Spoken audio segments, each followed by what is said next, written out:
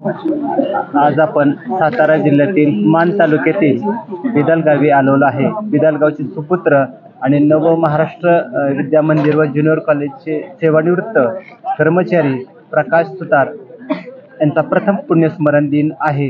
तर प्रकाश सुतार यांनी बिदल हायस्कूलमध्ये अनेक वर्ष काम केलेलं आहे। तर त्यांना 1 वर्ष होत आहे आज प्रथम पुण्यस्मरण दिनानिमित्त। आज त्यांच्या काही आठवणी आपल्या प्राचार्य विजय जगदाळे सर सांगत आहेत। हॅलो, प्रकाश किसन सुतार किंवा दीक्षित हा माझा लहानपणापासूनचा तसा मित्र आणि आमचा सहकारी सुद्धा होता। आमची सहकारी म्हणून सुरुवात निंबळकमध्ये झाली। निंबळकमध्ये जवळजवळ आम्ही दोघांनी 5 वर्ष एकत्र काम केलं होतं। मी शिक्षक होतो आणि प्रकाश शिपाई होता। त्यानंतर प्रकाशची बदली बिदालला, मी बिदालला बदलून आल्यानंतर खास प्रकाशच्या कामामुळं किंवा त्याच्या प्रामाणिकपणामुळं मी त्याला बिदालला बदलून घेतलं आणि बिदालमध्येच जवळजवळ त्यानं शेवटची 10-12 वर्ष नोकरी केली। तसा तो अतिशय प्रामाणिक होता। रात्रपाळी असो दिवसपाळी असो त्यानं कधीही आपल्या कामामध्ये कुचराई केलेली नव्हती आणि तो शाळेशी एकनिष्ठ असायचा, आपल्या कामाशी प्रामाणिक असायचा आणि सर्वांशीच अगदी शिक्षक सहकारी असो विद्यार्थी असो सगळ्यांच्यामध्ये तो प्रकाश मामा म्हणून तो परिचित होता किंवा त्याला सगळेच सुतार मामा म्हणून हाक मारायचे विद्यार्थी सुद्धा, एवढा तो लोकप्रिय होता। आणि आज जवळजवळ त्याला जाऊन मला वाटतं 20 डिसेंबर 2022ला तो आमच्यातून निघून गेला आणि आज तिथीप्रमाणे त्याचं प्रथम पुण्यस्मरण आहे। या प्रथम पुण्यस्मरणाला माझा मित्र, माझा शेजारी, अगदी तो माझा बांधभाव सुद्धा आहे। नुसता तो सहकारी होता असं नाही तर माझा बांधभाव सुद्धा आहे आणि आम्ही लहानपणापासून एकत्र वाढलो। अशा प्रकाशला माझ्याकडून आणि आमच्या हायस्कूलच्या जे वतीनं किंवा गावच्या वतीनं मी त्याला या प्रथम पुण्यस्मरणानिमित्त की त्याला म्हणजे श्रद्धांजली अर्पण करतो। म्हातारे झाले समोर बसले, थुंकता येईना महाराज। थुंकण्यासाठी समोर खापर नाही, गाडगं नाही महाराज, काही साधन नाही। त्यावेळेस तुम्ही करावं काय? काय करावं? त्यावेळेस एकच काम करावं, अरे या 2 हाताची ओंजळ करावी, बाबांना सांगावं बाबा या ओंजळीत थुका, हीच विष्णूची महापूजा। महाराज ओंजळीत थुकल्यानंतर ऐका, तुम्हाला घाण वाटता कामा नये का? कारण ही विष्णूची महापूजा आहे। आणि महाराज ही हात समोर केल्यानंतर जगात तुम्हाला आयुष्यात परत कधी कुणाच्या समोर हात पसरायची वेळ येणार नाही हो, हात पसरायची वेळ नाही। हीच विष्णूची महापूजा। ऐका पुढं, ऐका पुढं। जर तुमचे आई वडील खूप थकलेले असतील, अरे लहानपणी जर तुम्ही जेवाय बसला तर तुमच्या जेवणा शेजारी तुम्ही लहान दिगंबर अवस्थेत असाल आणि आयुष्य लहान असताना तुम्ही जर जेवत असणारे आई बाबांशेजारी गेलात आणि तुम्ही जर तिथे लहानपणी असताना जर तिथं शी केली तर आईनं पहिल्यांदा तुम्हाला तिथून हाकलून द्यावं का? नाही महाराज, तिनं ताट बाजूला सारावं, तुमची दिगंबर अवस्था पहिल्यांदा तुम्हाला धुवून काढावं, पहिल्यांदा तुमची अवस्था करावी आणि नंतर तिनं जेवायला बसावं का? तिथं तुमचा तिरस्कार केला का? केला का? नाही ना महाराज। लहान बाळाचा प्रत्येक आई मातानं बापानं सगळे हट्ट पुढवले, त्यांची घाण काढली, शिशू काढले।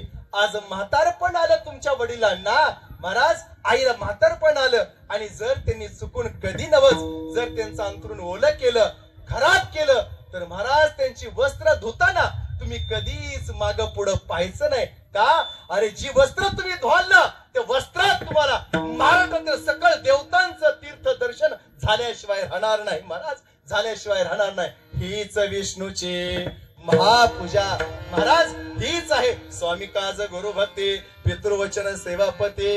या 4 भक्ती अभंगाच्या पहिल्या चरणात सांगितल्या आणि हीच विष्णूची पूजा अभंगाचं 2रं चरण।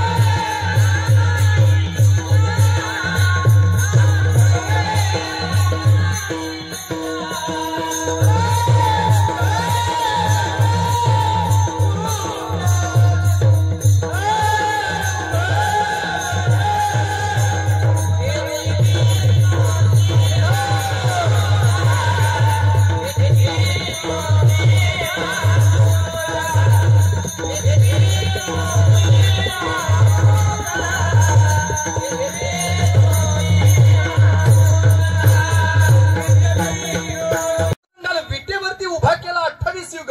कोणाच्या सेवेवरती? आई वडिलांच्या सेवेवरती केला ना उभा. महाराज तुकोबारा हे सांगतात की हीच विष्णूची महापूजा आहे आणि हा अनुभव माझा वेगळा नाही. मग हा अनुभव वेगळा नाही हे कशाच्या आधारावरती? महाराज मी सत्य बोलतोय. अभंगाचं 3रं चरण.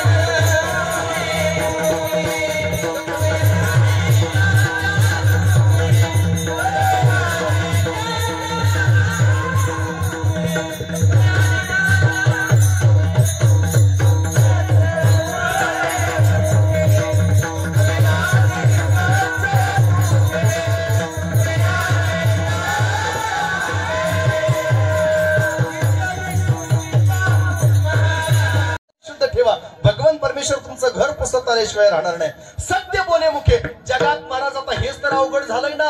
सत्य मुखानं बोलता येत नाही आणि असत्य बाहेर पडल्याशिवाय राहत नाही. बरोबर आहे का? आज सगळ्यांकडे सत्य बोलण्याचं साधन नाही पण असत्य बोलण्याचं खूप मोठं साधन आहे. प्रत्येकाच्या खिशात आहे बघा. वर डोकून बघते महाराजाकडे कसं कसं. कोण? महाराज हे 4 फुटी मोबाईल आहे का? हा. प्रत्येकाला खरं बोलायला लावतं का खोटं बोलायला लावतं? सांगा बाबा. तुम्ही पण माळकरी, मी पण माळकरी, मी पण खोटं बोलतो कधी कधी. तुम्ही खरं बोलता का सांगा त्या मोबाईल वरती. रामभाऊ कुठे? महाराज रामभाऊला जर विचारलं तर रामभाऊला सांगितलेलं असतं 8 वाजता बंगल्यावर या. तर रामभाऊ म्हणतो नाही नाही हाय की आताच येतोय बाहेर बघा आत पडलोय. पण बाथरूम मध्येच असतं ते. ऐका बरं मला सांगा रामभाऊ कुठे म्हणलं. रामभाऊला 8 वाजता जर त्या ठिकाणी पोहोचायचं असतं तर रामभाऊ दारेवरच असते. बरोबर आहे का? कारण 8 वाजता लाईट यायची असते. महाराज किती खरं बोलायला होतं. नाही ना महाराज. ऐका जर कोणाचं देणं असेल आणि त्या देणं करायचं जर घरात फोन आला तर हे बिचार बघत नाही तर पोराला म्हणतं उचल की त्यांचा उचल आणि सांग पप्पा घरात. पप्पा घरात. हे तुम्हाला कसं कळलं? असं सांगता का काय सगळे घरात? महाराज सगळ्यांच असंच आहे हो. महाराज घरात नाही म्हणून सांगायचं आणि हे कुणी सांगितलं तर ते पोरग निष्पाप असतं. आताच मला पप्पा सांगून गेले म्हणतो. बरोबर आहे का? आताच पप्पा सांगून गेले बघा. अरे मग हे सगळं खोटं खोटं. महाराज जगात एक सत्य लपवण्यासाठी 100 खोटे बोलावे लागतात. किती? एक सत्य लपवण्यासाठी 100 खोटे बोलावे लागतात. सत्य सूर्यप्रकाशासारखं निखळ असतं. महाराज ते कधीच लपत नसतं. कधीच लपत नाही. किती लपवण्याचा प्रयत्न केला तरी शोधणारे भरपूर असतात. माणसाला महाराज किती गुन्हे करा एक वेळ पोलिसांना सापडणार नाहीत. एवढ्या स्पर्धा परीक्षा देऊन आलेले असतात. पण महाराज एकच पथक असतं की तुम्ही किती पण गुन्हे करा बरोबर सापडतं. बोला ते कोणतं पथक? कोणतं पथक? हा कुत्र्याचं पथक. बरोबर आहे का नाही? त्याला आपण प्रामाणिक प्रेमानं शब्द वापरतो श्वान पथक. महाराज ते एवढं प्रामाणिकपणे काम करतं ना तुम्ही त्याला वास द्या. तुम्ही कुठं पण असा बरोबर शोधून काढतं. महाराज म्हणून सत्य लपवता येत नाही पण महाराज या सत्याची कमतरता जगद्गुरु तुकोबा त्यावेळेस कळलं की माणसं या कलियुगात येऊन खूप खोटं बोलतील, खूप खोटं वागतील. त्यामुळे त्यांना ही भक्ती पहिल्यांदा शिकवावी. कोणती? सत्य बोले मुखे. महाराज दुसऱ्याच्या मुखातूनही तुम्ही खोटं ऐकाल आणि खोटं बोलायला लावाल. आपल्याही मुखातून खोटं बोलाल. अहो दुर्योधनावरती एवढा कठीण प्रसंग होता की आता आपण युद्ध हारणारच आहे. त्यावेळेस श्री कृष्ण भगवान परमात्म्याकडं महाराज विचारलं. जा म्हणले मला तर युद्ध जिंकायचंय पण युद्ध जिंकण्यासाठी मला सल्ला कुणाचा घ्यावा लागेल. म्हणले जा एकच आपल्या या युद्धभूमीवरती सत्य बोलणार आहे. बोला कोण? धर्मराज आहे. त्याच्याकडे जा. तुला तो सत्य काय असेल तो न्याय सांगेल. श्रीकृष्ण भगवान परमात्म्याने त्याला याच्याकडे धर्मराजाकडे पाठवलं. धर्मराजानं सांगा मला दुर्योधन शत्रू होता ना, मग शत्रूला शत्रू प्रमाणे सांगावा ना उपाय. नाही ना महाराज म्हणले तुला जर आमच्या संघ युद्ध जिंकायचं असेल, 5 पांडवांसंघ जर युद्ध जिंकायचं असेल तर ऐक, तुला तुझ्या आईकडं निर्वस्त्र होऊन जावं लागेल. तू तिकडे गेल्यानंतर आईला डोळ्यावरची पट्टी काढायला सांग. आईनं तुला निहाळलं की तू काय होशील महाराज, इथून डोक्याच्या शेंडीपासून पायापर्यंत वज्रदेही होशील. महाराज पुन्हा एक असं झालं की हे असं जात असताना धर्मराजाची प्रतिज्ञा ऐकली खरी आणि सल्ला ऐकल्यानंतर जाता जाताच महाराज चतुरात्व शिरोमणी पुन्हा मध्ये आला आणि म्हणला एकाला एवढा टोनगा मोठा झालाय आणि आईकडे असा जातोस का काय. त्यानं येड्यानं गळ्यात हाल काढला आणि म्हणलं एवढा गुंडळून जा ना. महाराज तो हार गुंडळून गेला खरा लंगोटी लावून, पण तिथं गेल्यानंतर आईला सांगितलं अरे धर्मानं सांगितल्याप्रमाणे आलायस ना. हो आई आलोय, डोळ्यावरची पट्टी काढ. आईनं पट्टी काढली, डोक्या पायाच्या नखापासून केसापर्यंत निहाळलं, पण महाराज सगळा देह वज्रदेही झाला. पण ज्या ठिकाणी महाराज त्यानं लंगोटी बांधली होती तेवढीच जागा कच्ची राहिली आणि त्याच जागेवरती घात होऊन महाराज दुर्योधन मृत्यू पावला. मला सांगा हे धर्मराजाला असत्य बोलून सुद्धा करता आला असताना महाराज आईची इच्छा होती जगावी, पण भगवंताची इच्छा होती हा दुर्योधन मरावा. मग सत्य बोलण्याची ताकद महाराज एवढी महान असते, पण आपलं वागणं सत्य नसल्यामुळं ही विष्णूची पूजा तुम्हाला घडत नाही. म्हणून सत्य बोले मुखे. आणि महाराज 6वी पूजा सांगितली दुःखवी आणि कांच्या दुःखे. अरे इतरांचं दुःख बघितल्यानंतर आपलं अंतःकरण सुद्धा महाराज काय करावं, अहो एखाद्या बर्फासारखं वितळून जावं. पण आज आपल्याला हीच संवेदना महाराज राहिलेली नाही. महाराज एखादा अपघात मोठा व्हावा आणि ज्याच्याकडे मोठा मोबाईल असावा ना त्यानं काय करावं सांगा महाराज, काय करावं, काय करावं तुम्हाला काय वाटतं त्यानं काय करावं त्या मोबाईलनं. महाराज आजकाल तीच मुलं मी पहिल्यांदा त्या घटनेचा साक्षीदार होतो म्हणून त्याची व्हिडिओ क्लिप बनवतील, इंस्टाग्रामला टाकतील, फेसबुकला टाकतील, पण त्याला दवाखान्यात नेण्याचा प्रयत्न करणार आहे. त्या मोबाईलनं महाराज डॉक्टरांना अँब्युलन्सला बोलवण्याचा प्रयत्न करणार आहे. कारण त्याचं दुखणं हे त्याचं मेलेल्या माणसाचं दुखणं नसतं बरं. म्हणून इतरांच्या दुःखानं दुःखी व्हावं अशी माणसं आज आपल्याला भेटणार नाहीत. मग हे असं दुखणं महाराज दुःखानं दुसऱ्याच्या दुःखानं दुःखी व्हावं आणि दुसऱ्याच्या सुखानं सुद्धा सुखी होता यावं, दुसऱ्याच्या सुखानं जळता कामा नये. हीच तर विष्णूची महापूजा. महाराज गरीब आहे, अंगणात मंडप बांधलेले, 8 दिवसावरती लगीन आलेले आणि पाटील घराच्या बाहेर पडलेले, काशीला जायला निघालेत. त्या माणसाने समोर यावं, पाटलांना विचारावं पाटील चाललात कुठं, पाटील चाललात कुठं. अरे राजा मी काशीची यात्रा करायसाठी चाललोय. महाराज सून आहे, नात आहे, मुलगा आहे, अख्खा परिवार गाडीत बसवलेला आहे आणि यात्रेला निघालेत. मला सांगा यात्रेला निघाल्या त्या गरीब माणसानं समोर येऊ, पाटील एक अडचण होती हो. ज्या माणसाने मला शब्द दिला होता की तुला तुझ्या मुलीच्या लग्नात मदत करतो, आज त्याने शब्द फिरवलाय तो मदत करेना. पाटील एक गरज होती, 50,000 रुपयाची गरज होती, तुम्हाला अडवाई नव्हतं पाहिजे. पाटील तुम्ही यात्रेला निघाले पण 50,000ची गरज आहे. आज माझ्या मुलीचं जर लग्न या 50,000 खातीर जर राहिलं तर मी या जगात तोंड दाखवण्याच्या लायकीचं नाही राहणार. मालक ऐका, तुम्ही 50,000 जर दिले ना, मरताना मी भगवंताचं नाव घेणार नाही, पण पाटील तुमचं नाव घेण्याशिवाय मरणार नाही. मला माहित आहे पाटील तुम्ही यात्रेला चाललाय, पण माझी एवढी गरज भागावो. 2 एकर शेती ती जर विकली तर माझ्या पुढच्या मुलांसाठी काय हो, म्हणून तीही विकता येईना. महाराज मी तुमचे उपकार विसरणार नाही. मग तिथं महाराज एक मोठा कीर्तनकार असू द्या, राजा असू द्या किंवा पाटील असू द्या, त्यांनी काय करावं असं तुम्हाला वाटतं, काय करावं असं वाटतं, काय करावं असं वाटतं. महाराज त्या एकूण त्या एका मुलीसाठी त्या पाटलानं 50,000 द्यावेत ना महाराज. अशा पद्धतीनं सत्य बोलून जर तुम्ही एखाद्याला मदत केली, त्याचं दुःख जाणलं तर महाराज ऐका, पाटलाला काशीला जायची गरज नाही. काशी त्या पाटलाचं घर पुसतील. ओ पाटील कुठे, पाटील कुठे, का? कारण महाराज पाटलाचं वर्तनच असं आहे, सत्य बोले मुखे. आणि दुसऱ्याच्या दुःखानं दुःखी होणारा पाटील असेल तर हीच विष्णूची महापूजा. महाराज हीच विष्णूची महापूजा तुमच्याही आमच्याही जीवनात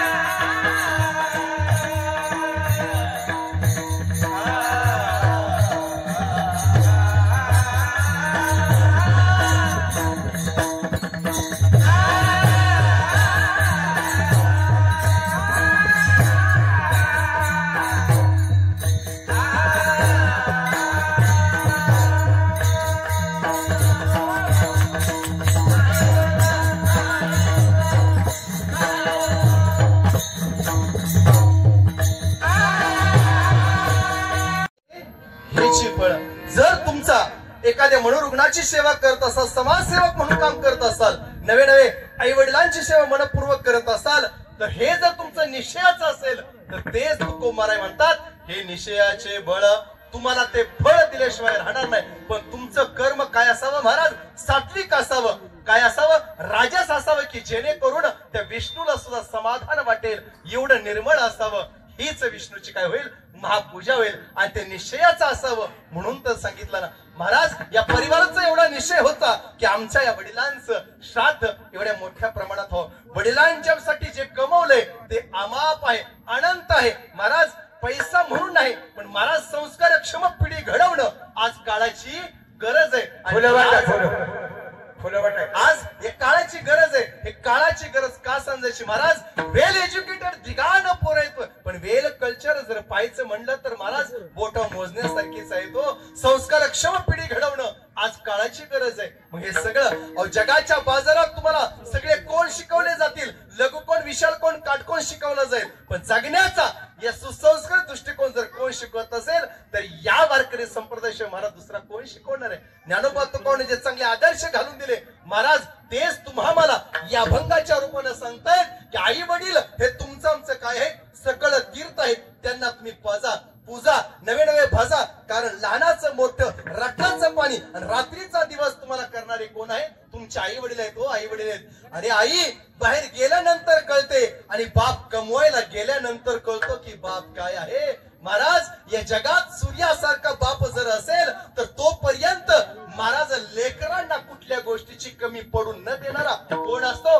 बाप असतो. बाप महाराज, या बापाचं सांगावं एवढं कौतुक कमी असतं. आई जेवढं करते ना तेवढंच बापही तेवढंच करतो महाराज. आई मुलाला उचलून कडीवरती घेतो, पण बाप महाराज आईचं म्हणणं एकच असतं की जे मला दिसतंय ते माझ्या मुलाला दिसावं, माझ्या मुलाला दिसावं. पण महाराज त्याच्या पुढे जाऊन सांगतो, बाप मुलाला खांद्यावरती घेतो. का घेतो महाराज? जे मला दिसतंय माझ्यापेक्षा कितीच पट पुढचं आणि चांगलं दिसावं ही आर्त तळमळ या बापाची असते. म्हणून तर त्याला खांद्यावरती घेतो ना. म्हणून तर बाप महाराज दिसायला जरी कठोर असता, अहो बाप म्हणजे बाप काय असतं? बाप म्हणजे काय असतं? बाप म्हणजे जगाचं जगण्याचं माप असतं. मुराज्याच्या माया अमाप असतं. महाराज जरी रागावला तरी त्याचं प्रेम अतूट असतं. तो म्हणजे काय असतो महाराज? बाप असतो. बाप असतो महाराज. एवढं सांगतो कशासाठी? कारण बाप धीरोदत्त असतो, आधार स्तंभ असतो. त्याच्या उरात माया किती असते महाराज? ऐका सगळेजण. उरामध्ये माया ज्याच्या काळ्या मेघवाने, उरामध्ये माया ज्याच्या काळ्या मेघवाने, दाखविना कधी कुणा डोळ्यातल पाणी. जिजू जिजू संसाराचा गाडा हाकला, वटामध्ये हसू जरी कणा वाकला. घडीभर तू थांब जरा, ऐक त्याची धापर. घडीभर तू थांब जरा, ऐक त्याची धापर. लई अवघड हाय गड्या, उमगाया बापर, उमगाया बापर, उमगाया बापर, उमगाया बापर. महाराज बाप प्रेम करते म्हणून आई प्रेमळ वाटते महाराज. आई क्षणाचा विचार करते, बाप रागावतो पण मुलाच्या आयुष्याचा विचार करतो. म्हणून बाप मुलाला सुसंस्कार करण्यासाठी एक वेळ मारेल, रागावेल, कठोर होईल. का? अरे त्या बाळा तुझ्याच आयुष्याचं कल्याण चिंतणारा महाराज बाप आहे. हो बाप आहे महाराज. आईकडे आश्रूचे पाठ असतील पण बापाकडे संयमाचे घाट आहेत. म्हणून तर बाळाज आईनं रडून मोकळे होते, पण कुटुंबाला आधार देण्याचं काम बापालाच करावं लागतं. हो महाराज. एक वेळ आई अन्न देईल, पण अन्न कमवण्यासाठी बापाला रात्रीचा दिवस आणि महाराज 47 डिग्री सुद्धा आपल्याला शेती पिकून घराचं पोट भरण्याचं कार्य बाप करत असतो महाराज. बाप असं नाही. हो बाप असं नाही महाराज. या बापाला सुद्धा किती आतोनात दुःख होत असतं, किती आतोनात दुःख होतं महाराज. जर मुलीचं लग्न ठरलं आणि लाख नव्हे 10 लाखाचा जर खर्च असेल तर महाराज बाप रात्री उशीत डोकं ठेवून रडतो. कुठं उभा एवढा पैसा करू, या महागाईच्या काळात माझ्या एवढ्या मुलींची लग्न करायची, महाराज 4-4 मुलींची लग्न करणारे आज आमचे पप्पा आहेत. काय मोठं केवढे संकट असेल, पण काळजी नाही केली महाराज. या 4ही मुलींची 4 ठिकाणी सुंदर प्रकारे लग्न देऊन थाटामाटात लग्न केले. पण महाराज त्या बापाला ज्यावेळेस या मुली सोडून जात होते ना, त्यावेळेस बाप रडला. हो बाप रडला. कसा रडला महाराज? महाराज आईनं रडून अख्खं गाव महाराज आपलं गोळा केलं. हो मुलगी माझी सासरला जाते, बापाला नाही रडता आलं. का नाही रडता आलं? महाराज या कुटुंबाचा आधार मी आहे. पण महाराज जाताना मुलीला विदाई करत असताना बाप म्हणतो ढसा ढसा रडला. हो ढसा ढसा रडला. अरे आई माझी ताई जर या घरातून गेली तर महाराज माझ्या खाण्यापिण्याची काळजी करणारा माझा आधार म्हणून बाप गेला. महाराज आई माझी ताई गेली. हो ताई गेली. महाराज ती मुलगी जर माहेरला सासरला जाते ना, त्यावेळेस बापाला महाराज खांबाला धरून रडणारा बाप असतो. महाराज मुलीने बाबा म्हणून टाव फोडावा आणि बाबाच्या गळ्यात रडावं. का बाबा? बापाचं प्रेम मला माझ्या या सासरमध्ये गेल्यानंतर नाही मिळणार. बाबा तुम्ही मायेचा आधार होतास. आई माझा जिव्हाळा होती. हा सगळा जिव्हाळा आधार माझा आहे. का? कारण बाप मला